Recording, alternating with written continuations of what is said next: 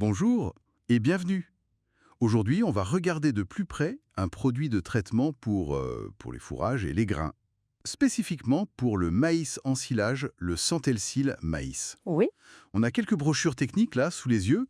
Elles décrivent le produit, son fonctionnement théorique, et puis quelques résultats d'essais. c'est ça. L'objectif, c'est de comprendre un peu comment ce truc est censé améliorer la conservation, la qualité, que ce soit pour les animaux ou même pour le biogaz, en se basant juste sur ce qu'on lit ici.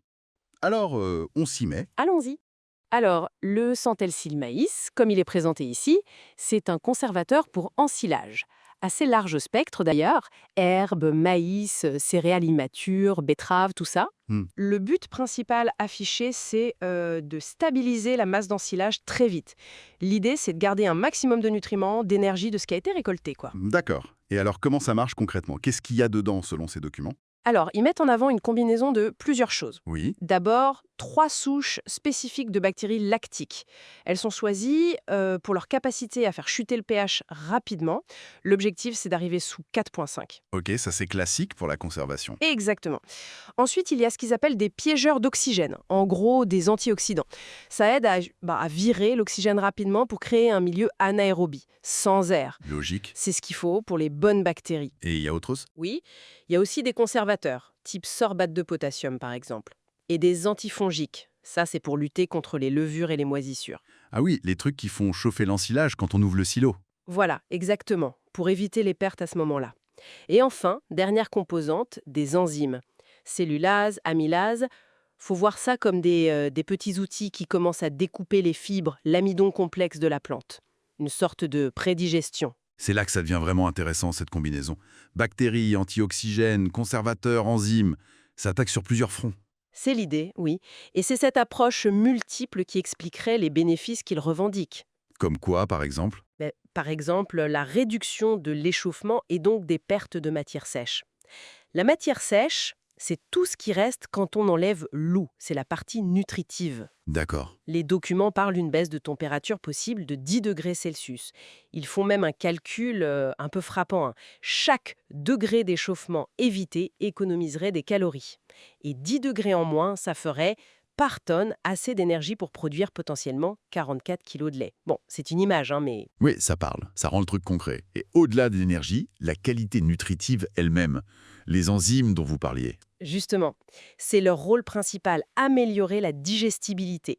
Si les fibres et l'amidon sont déjà un peu prédécoupés, l'animal les digère plus facilement. Mhm. Il cite un essai du Waterford Institute qui montrerait une augmentation de la protéine brute de 3,5% et une amélioration de la DVMS. La digestibilité in vitro de la matière sèche. C'est ça. Une mesure de laboratoire de ce qui est digestible. Ça passerait de 77,3% à 80%. Il parle aussi de meilleure stabilité à l'air libre, une meilleure appétence, donc moins de refus par les animaux, moins de gaspillage. Et on a des chiffres plus précis? Oui, il y a quelques exemples. Un essai de l'UCD sur du maïs en silage, comparaison traité versus non traité. Alors, Le traité aurait plus 10,5% de matière sèche conservée, moins de fibres indigestes, ADF moins 8,6%, NDF moins 7,8%, plus d'amidon, plus 16,4%, et une petite hausse de la DIVMS, plus 2,6%, et de l'énergie, plus 2,9%. donc des gains sur plusieurs plans si on suit ces chiffres. C'est ce qui est présenté. Il y a aussi des graphiques qui montrent une chute plus rapide du pH ou une nette réduction des moisissures dans un essai sur maïs. Ah oui? Oui, et même une mention sur une meilleure digestibilité de certains minéraux comme le phosphore, le magnésium, le cuivre, et aussi un point intéressant pour la méthanisation. Le potentiel de production de méthane, CH4, serait mieux maintenu même si l'ensilage est exposé à l'air un certain temps. Ce qui est fascinant ici, c'est vraiment cette stratégie globale. Agir vite avec les bactéries, protéger contre l'air et les indésirables avec les conservateurs, et préparer le terrain pour la digestion avec les enzymes. Exactement.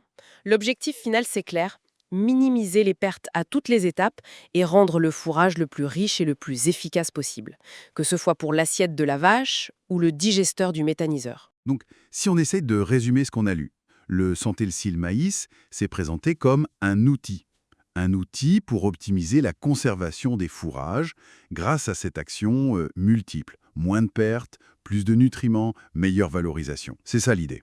Tout à fait. Ça souligne bien l'importance de la qualité du fourrage. Chaque petit gain de digestibilité, chaque calorie sauvée, ça compte. Pour le lait, pour la viande, pour l'énergie, ce type de produit vise à protéger au maximum la valeur qu'on a réussi à produire au champ. Et ça amène peut-être une réflexion pour finir, qui va un peu au-delà des brochures. Si un produit comme ça peut aider, est-ce qu'il fonctionne tout seul? Ou est-ce que son efficacité dépend aussi énormément de tout le reste? Je veux dire, le stade de récolte, la finesse de hachage, le tassage du silo, la fermeture. C'est une excellente question. Est-ce qu'on peut vraiment optimiser si on ne regarde qu'un seul maillon de la chaîne? Ou est-ce que c'est l'ensemble des pratiques qu'il faut considérer pour vraiment tirer le maximum de ce qui est produit sur l'exploitation? Voilà une petite piste de réflexion pour nos auditeurs. Une réflexion essentielle, en effet. La gestion globale reste la clé.